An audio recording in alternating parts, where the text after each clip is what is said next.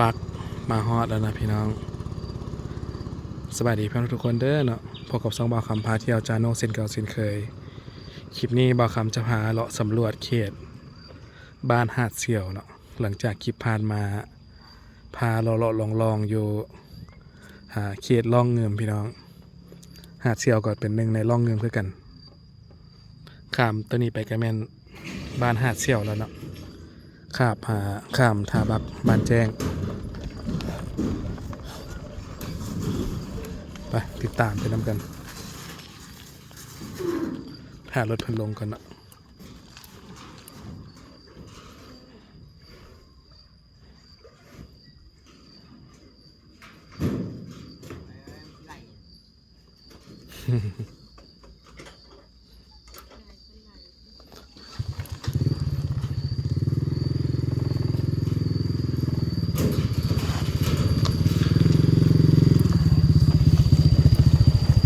เด้อ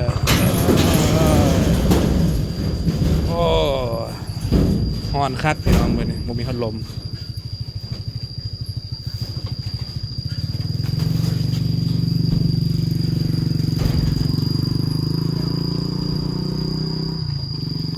ข้ามไปหาดเสี่ยวนะพี่น้อง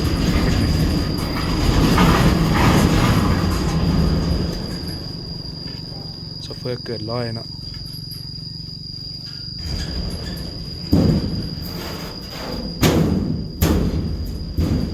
รถโบราณนะพ่อเนาะทาลิงซันเห็นลายอยุรถนะถ้าอยู่ชั้นทั้งหลายมันทางเข้าบ้านแต่เจ้ามันเป็นทางยางเลยโดยอันนี้มันมี บ้านน้อยนะพ่อเนาะมันค่าทางยางเจ้าก็แทก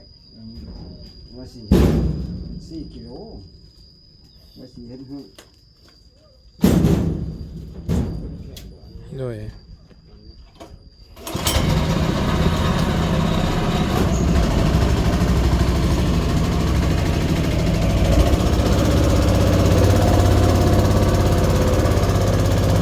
ข้ามไปกันเป็นบ้านหาดเสี่ยวเด้อพี่น้องเด้อข้ามไปเนี่ยเป็นบ้านหนึ่งที่ใหญ่เนาะหาดเสี่ยวเนี่ย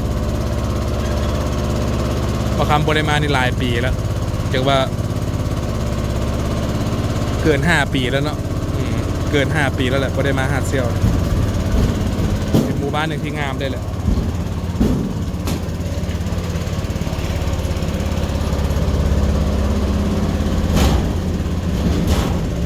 ขี่บักเลาะไปเลาะมาเลยเนาะอยู่ตามบ้านใหญ่เนี่ยสิมีรถบักนะคันหนึ่งเพิ่นกับข้ามพี่น้องถ้าเป็นศาลาวัดเนาะทางขึ้นวัด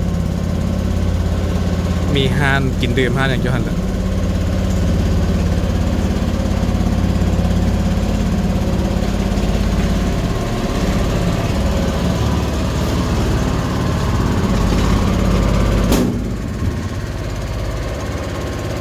น้ำกำลังงามพี่น้องช่วงนี้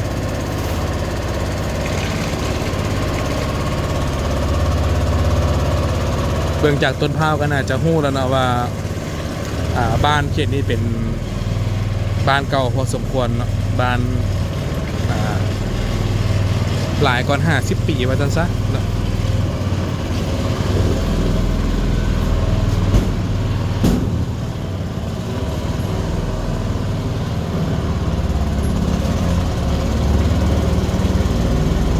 จะมีแพรถจักรเนาะแพรรถใหญ่เปลี่ยนกันไปเปลี่ยนกันมาอยู่เนี่ย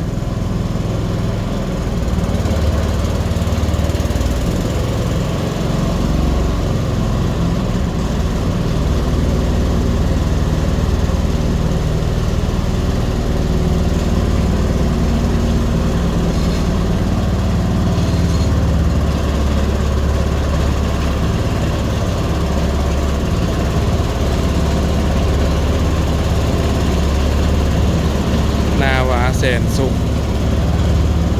โอ้รถขึ้น3-4 คันสบายแล้วนี่เนาะบักใหญ่กันเลย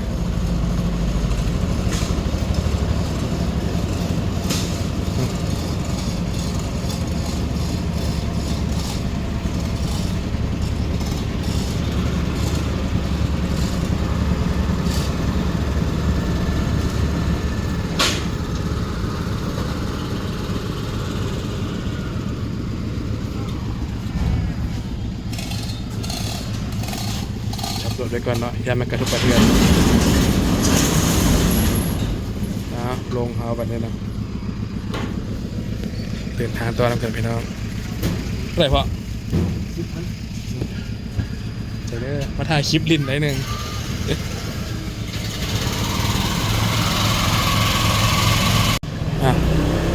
ขึ้นไปน้ำกันพี่น้องเลยค่าบัก10,000 กีบเนาะรถจักรนะถือว่าล่องเงิมนี่เป็นราคามาตรฐานสแตนดาร์ดได้เลยราคาเนี่ยสำรวจ5เซี่ยวน้ำกัน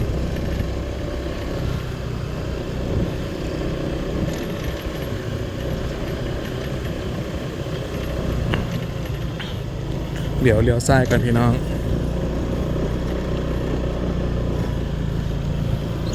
มีอย่างได้เนาะ5เซี่ยวเนี่ยอันนี้วัดบ้าน5เซี่ยวเดี๋ยวบอกคำพาเข้าไปเนาะ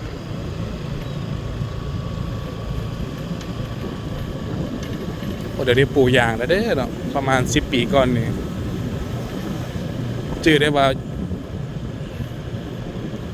ก็อาจจะปลูกแล้วเนาะ10 ปีก่อนพี่น้องว่าคำลงลืมได้เนาะสภาพโดยรวมก็โอเค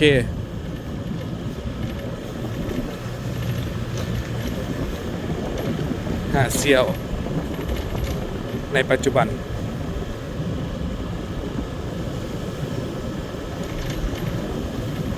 หน่อไม้หน่อตอกเป็นหลายพี่น้องบ้านเนี่ย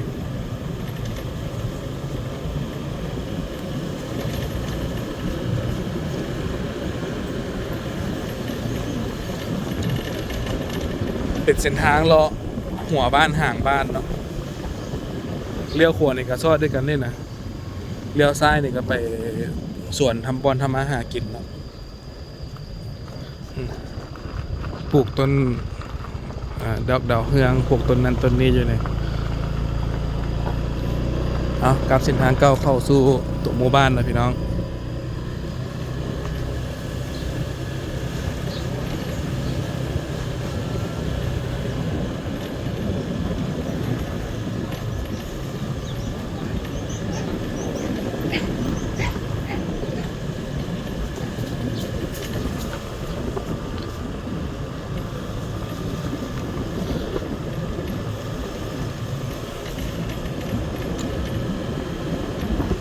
เป็นหมู่บ้านหนึ่งที่ว่าใหญ่เลยนะบ้านหาดเซียวเนี่ยบุญบ้านนี่กับโบแมนง่ายเนาะบ่คำเคยมาลินบุญบ้านหาดเซียวหลายเทื่ออยู่แต่ว่าหมู่กับอยู่เวียงคนแหละเนาะก็ห่างๆกันไปนะพี่น้องตะกี้มีหมู่เฮียนอยู่มหาลัยนำกันเด้อยู่บ้านหาดเซียวนะแต่นี่เฮ็ดเวียกอยู่ในเวียงจันทน์พุ่นนี่พามาส่องเบิ่งบุญบ้านนี่เวทีจะตั้งแถวนี้นะพี่น้องมีเวทีมีลานกิจกรรมต่างๆอะไรเนาะตามภาษาบุญบ้านนั่นแหละมันจะมี2 วัดพี่น้องวัดเรียนสิริบ้านหาดเซี่ยวแข่งเวียงจันทน์เมืองทุรคมแข่งเวียงจันทน์เนาะ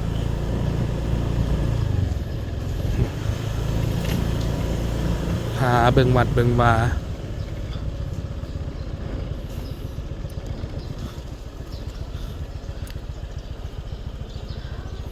มีกุฏิมีเฮือนนอนมีสิมมีหอแจกครบนะพี่น้องศาลาหอแจกเนาะสภาพโดยรวมก็งามดีเนาะ ออกไปเบิ่งหมู่บ้านตามลายทางน้ำกัน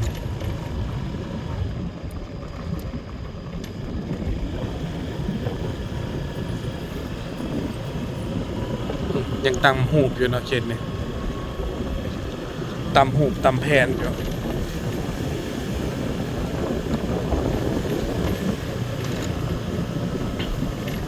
ใช่ไหมหมู่บ้านตามรองเงิมโอ้ต้นหมากน้ำนมพี่น้องเต็มเลยเนาะตามรองเงิม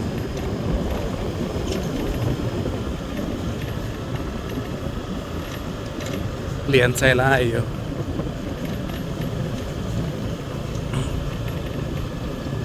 โรงเรียนประถมสมบูรณ์บ้านหาดเซี่ยว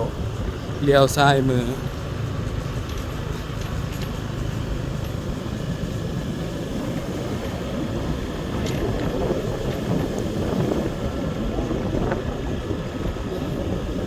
ก็สิว่าแหละเฮือนกำขัวนี่บ่มีเลยพี่น้องเอ้ยเนื่องจากตะลิงน่าจะเจือนไปแต่ละปีเนาะเพิ่นเลยให้ย้ายออกมีก็เป็นซานธรรมดาตามที่เห็นอยู่แล้ว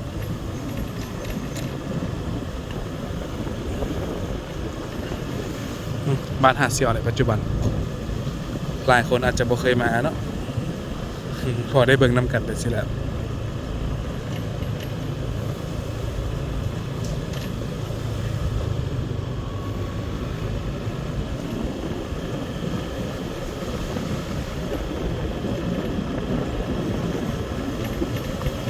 มีน้ำปั่นพร้อมซื้อฮานได้เนาะ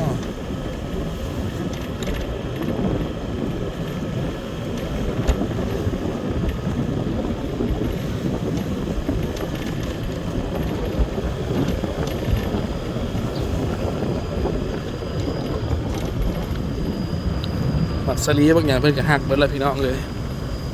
น่าจะเข้าซีซั่นฤดูฝนแล้วเพิ่นเก็บกู้ผลผลิตไปแล้วเนาะสิส่วนมักสลีส่วนมักทั่วนี่มันเต็มเลยเนี่ยหาดเซี่ยวนี่นะเป็นบ้านใหญ่พอสมควร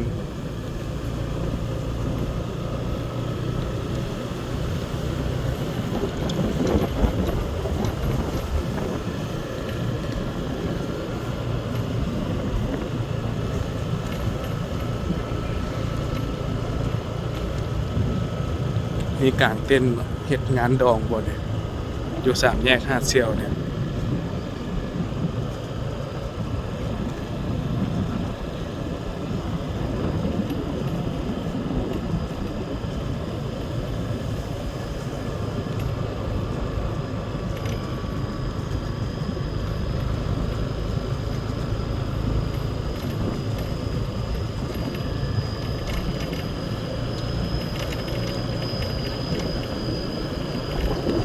ในสภาพโดยรวมก็ถือว่าบ้านนี้พัฒนาไปเรื่อยๆนะพี่น้องเสียไว้กับบ่แม่นพอแต่ก่อนพอคำมากับปิดประมาณนี้เนาะออกไปนิดนึงก็เป็นทางแดงแล้วนี่เนาะทางอย่างจะอยู่ตามอ้อมแอมหมู่บ้านเดือดเนาะห้านแปลงรถเงินหลังใหญ่กับบางหลังกับบ่มีคนอยู่เนาะ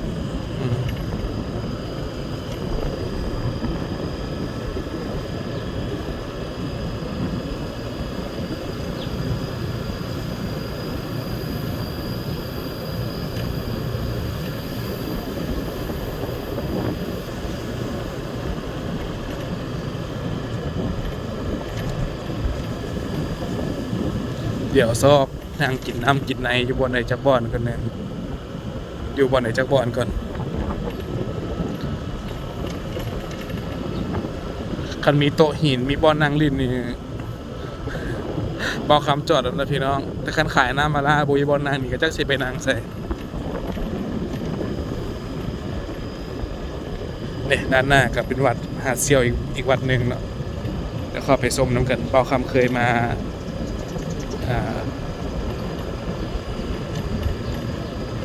นะพี่น้องอยู่เนาะ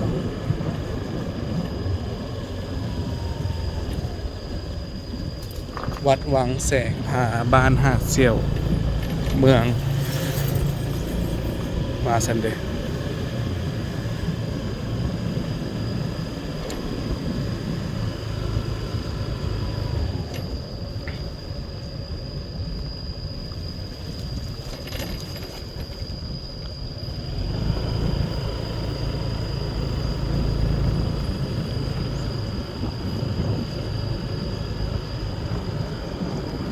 มีสาระหอแจกกับโคบนะพี่น้องวัดหาดเซี่ยวเมืองก็จะได้เพิ่นเขียนซะเดียวกัน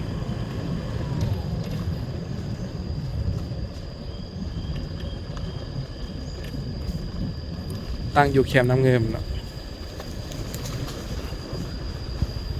โอ้ฮอนพี่น้องหลบแดดกันจากหน่อยหนึ่งพอได้พักเศร้าหน่อยหนึ่งเนาะเนื่องจากฝอยลายแล้ว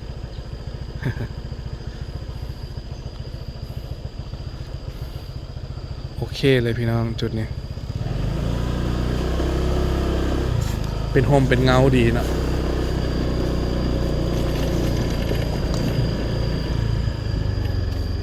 เนี่ยศาลาหอแจกหลายเทื่อนะถ้ามีการประชุมถ้ามีเวียกมีงานนี่เพิ่นก็อาศัยหอแจกได้พี่น้องเป็นบอนโฮมซุมนุมไทยบ้านต่างๆเนาะบักม่วงกับเฮีย2-3หน่วย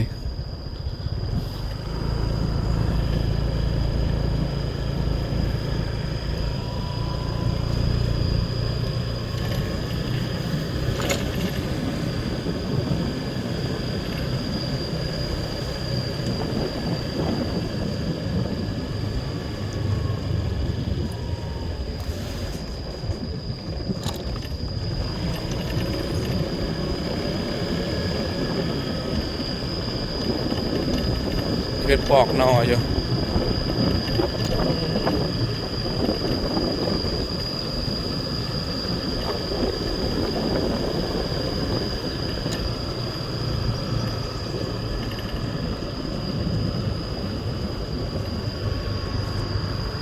บ้านหาดเสี่ยว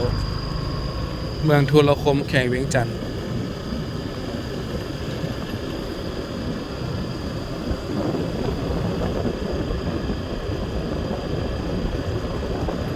เส้นทางตัวนี้จะออกไปบ้านหนองสะเด้อพี่น้องเด้อเนาะเชื่อมต่อใช้เส้นทาง13เหนือเส้นทางตัวนี้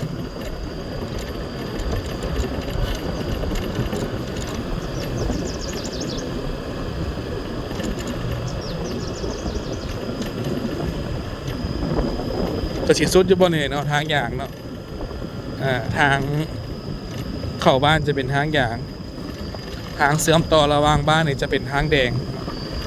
ตามที่เห็นนํกัน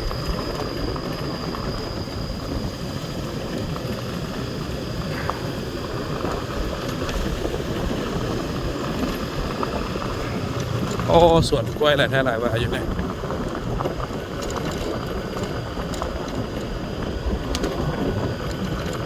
สวนกล้วยล้วนๆเลยเนาะ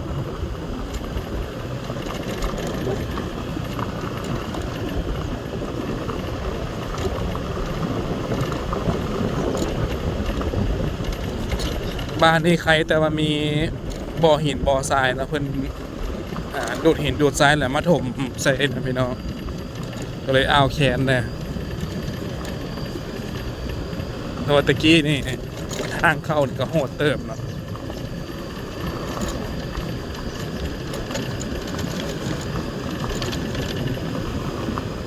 คลิปบอลคำจะเป็นประมาณนี้นะพี่น้องเด้อเนาะจะบ่ค่อยตัดต่อหรือว่าบ่มีเอฟเฟกต์เนาะจะเป็นคลิปเรียวๆเลยบางคนเบิ่งก็อาจจะน่าเบื่อเลยเนาะแต่ว่าถ้าเบิ่งอีหลีนี่ก็จะได้เห็นนั่นเห็นนี้บ้านเมืองเขาแบบหลายขึ้นนะพี่น้องหลายมุมมองขึ้น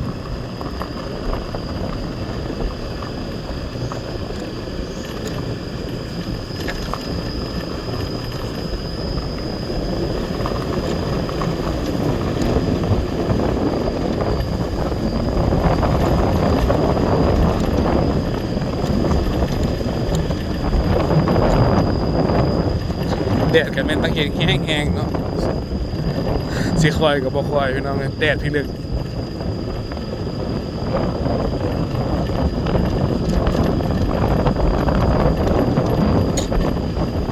ระยะตัวนี้ออกไปนอกทางนี่ก็ประมาณ4 กิโล5 กิโลนะพี่น้องฮอดเส้นทางอย่างทางแวบ้านหนองสะเนาะ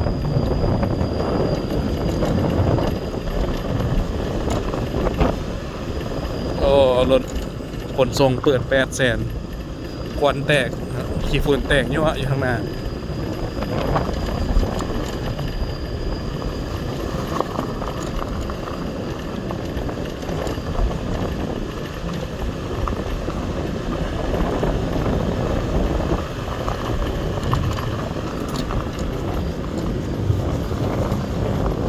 นาก็เป็นนาหวานนะพี่น้องเขตนี่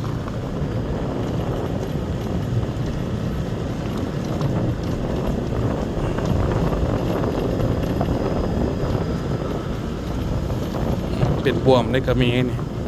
เป็นหน้าเหือก็มีเนาะผสมประสานกัน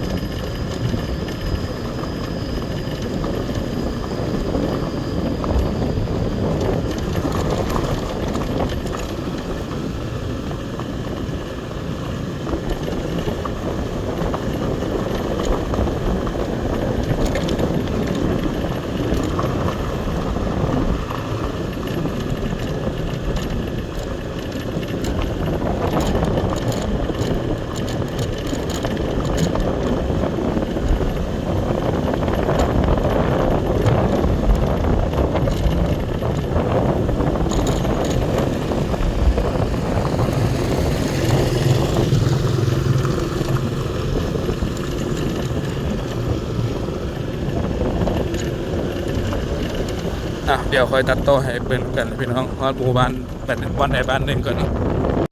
พี่น้องตอนนี้ก็เข้ามาฮอดขอบเขตของบ้านหนองสะแล้วเนาะหลังจากที่ขี่พาทงนามาไก่เติบเนาะ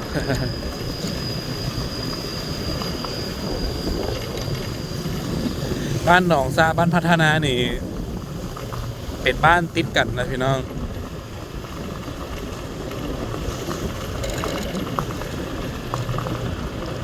จากนี้ไปทางอย่างกับบ่ไก่แล้วเนาะอีกน้อยหนึ่งก็ฮอดแล้ว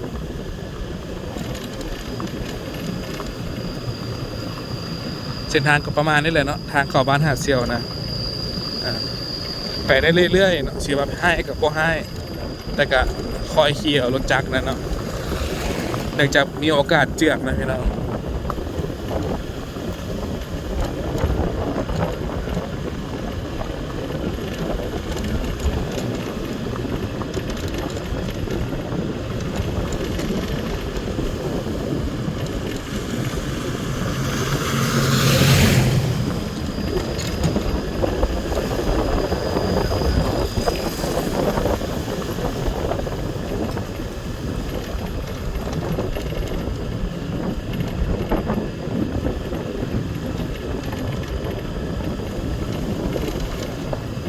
อากาศมื้อนี้ตั้งโหดให้อีหลีลมเม็ดหนึ่งก็บ่มีเนาะลมเนี่ยฮ้อนเอาคันบ่ขับรถนี่โหข้างคันโฮมนี่มันเหือแตกสวดๆเลยพี่น้องเอ้ย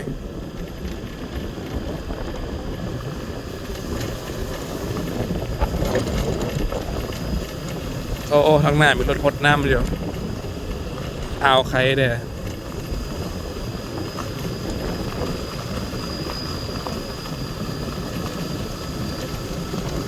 โฮงแฮมพัฒนา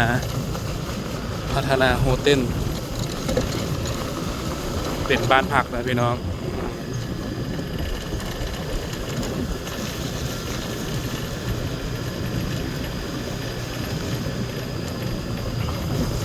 เนี่ยปลูกต้นไผ่กินสูงไผ่นั่นไผ่นี่แหละเนาะใช้ประโยชน์ได้หลากหลายอย่างบ่ได้ก็เฮ็ดหลัวเฮ็ดฟืนก็ได้นะพี่น้อง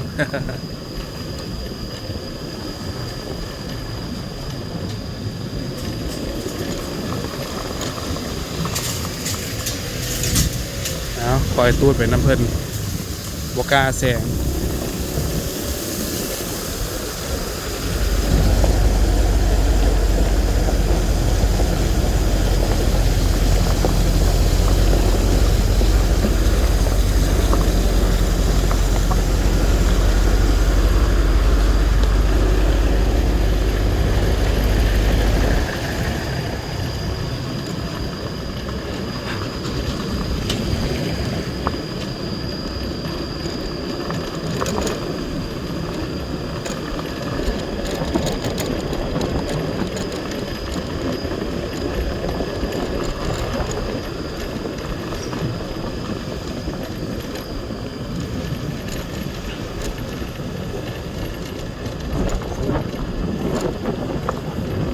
โรงงาน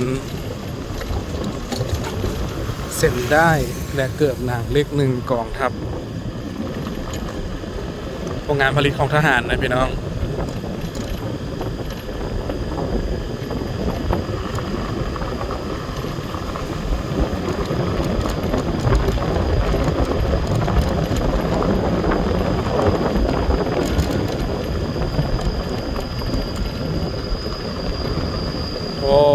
แท้อันนี้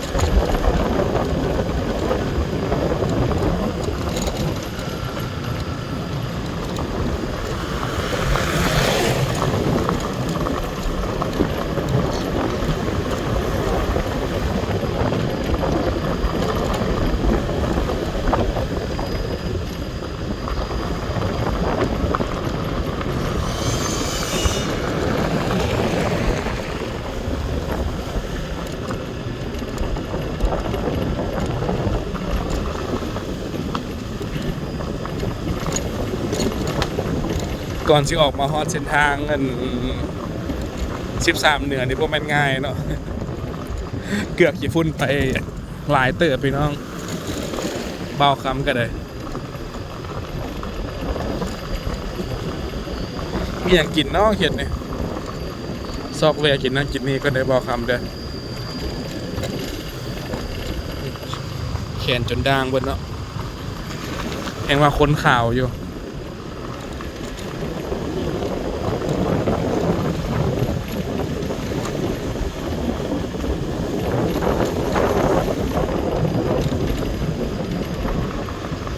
ตลาดหนองสะนะ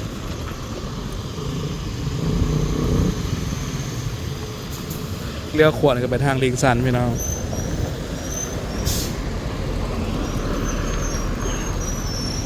เลี้ยวขวดไปทางบ้านใหม่ลิงซันเนาะเบิ่งฮานซาเพิ่นมีหยังขายนะให้เบิ่งก่อนนะ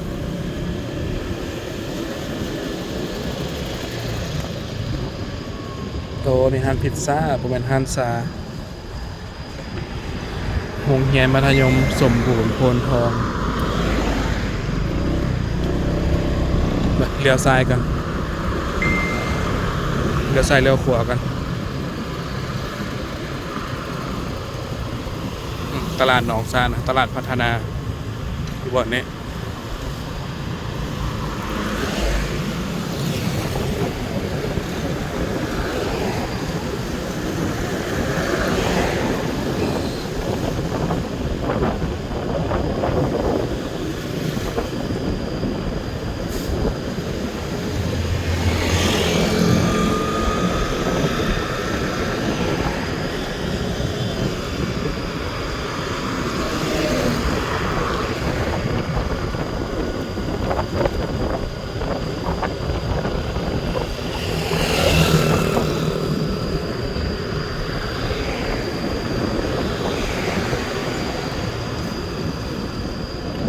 เอาแล้วพบกันใหม่ในคลิปหน้าเลยพี่น้องคลิปนี้กับบุ้มีอย่างไรเดี๋ยวบอกคำแวะกินน้ำกินในกันเนาะตอนนี้ยังบ่เห็นห้านเถอะฝากพี่น้องทุกคนกดไลค์กดติดตามกด subscribe ด้วยนะกำลังใจทำประคำได้สร้างสรรค์คลิปใหม่